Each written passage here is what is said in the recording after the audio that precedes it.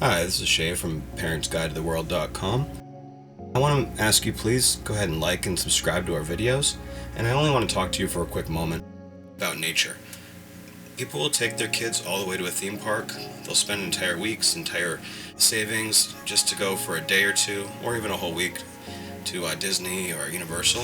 What we don't do is spend enough time taking our kids somewhere in nature. Sometimes these places are free, sometimes they're very low cost. This is just going to be a quick, relaxing video with some pictures from a place that we like to go called Vaughan Woods, also known as Hobbit land. And we encourage you to find places like this in your local backyard. If you have to drive an hour or two, that's not that big of a commitment compared to what you'll do for a theme park. Please sit back, relax, enjoy these pictures, and I encourage you, find something similar to do with your family and enjoy nature. Thank you and have a great day.